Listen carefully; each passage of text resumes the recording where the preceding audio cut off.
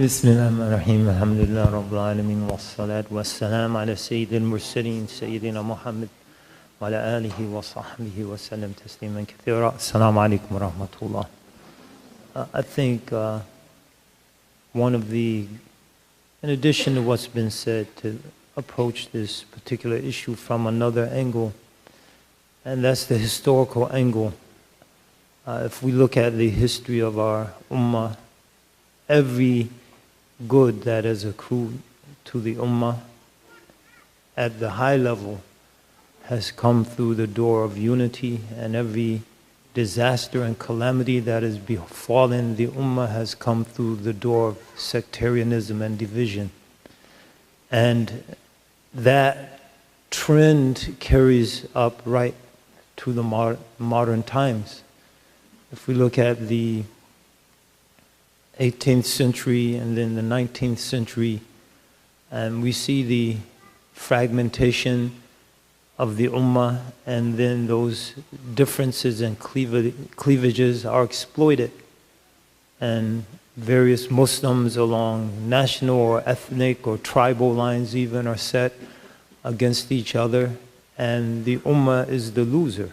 So this tribe doesn't lose vis-a-vis this tribe, and both tribes are Muslims, or this orientation of Islam doesn't lose vis-a-vis that orientation. Everyone loses. The entire ummah is occupied and colonized. The institutions, the awqaf, the madaris, the kulliyat, they're all destroyed or secularized. And so everyone loses. So I think the question before us is, do we want to have the possibility of doing great things as a Muslim community in this country, or do we want to inherit the dysfunction, the secularism, the segmentation, sectarianism that has befallen the wider Muslim world? So if we choose the latter, then we just all import our little madhab or minhaj or tariqah or shaykh and import the fragmentation, and no one's able to work with the other for the greater good of our youth, our convert population, etc. Or do we want to do something great and something big? If we want to do something big, we're going to have to develop the critical mass that will facilitate it. There's no Muslim group in this country, no Muslim organization that can credibly put a satellite channel together. If we all pooled our resources, human, intellectual, and fiscal, we could do something like that.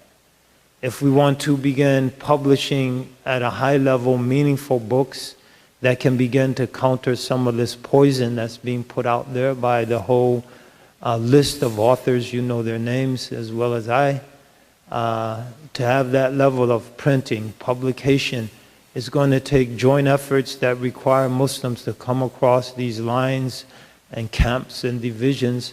So we have to just ask ourselves, what do we want as a community? Do we want something big, or do we want just to be in our little camps and our little fiefdoms, swashbuckling with a flimsy sword, everyone being a big fish in their small pond? Or do we want to come together and create an ocean of good to benefit this country and the people of this country and the Muslims of this country, especially our youth? So that's the answers with us, inshallah ta'ala.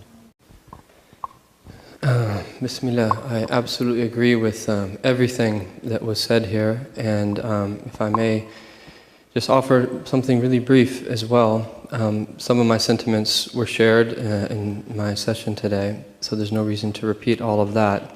But I think one very practical way of doing this is that it would be very beneficial for everyone involved, whether they be at the level of a student, scholar, or that lay person, that when we actually realize how much we have in common, if we would put a percentage to it, is if we would actually list that in terms of things that we believe, aspects of practice that are in our lives, and then traits that are supposed to be at the heart, that it would probably be somewhere in the 90 to high 90% of how many things that we actually agree upon.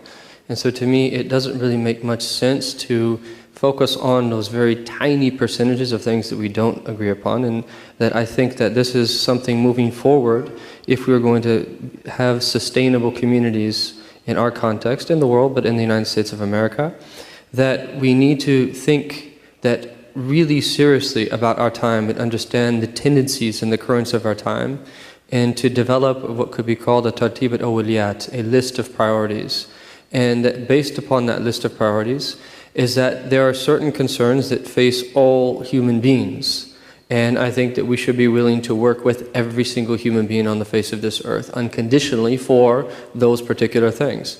There are certain things that face us as Muslims in the world, but in our context in the United States. And I think that we should be willing and able to work with every single Muslim on that clearly defined issue of those things that face the entire community, and then that there are that smaller concentric circles that lead up to people that are very close to the rest of that remaining 2 or 3 or 5% of things that are very specific to us, that there might be certain things that relate to that. But I think that would be very helpful if we would spend time doing that, of that clarifying what are the issues that face us as a community, and listing them 1, 2, 3, up to 10, or whatever they might be, and having a common front on those issues, that in being proactive in it, so we don't have to wait for the next tragedy. May Allah protect us, it could happen at any time, that where we're just kind of rummaging around trying to get a response, where we have a common front to these issues that face us of a community, that would give us clarity if we did that. So that's just a thought that I think we need to take seriously, and that to put in the effort post-conference to make it a reality.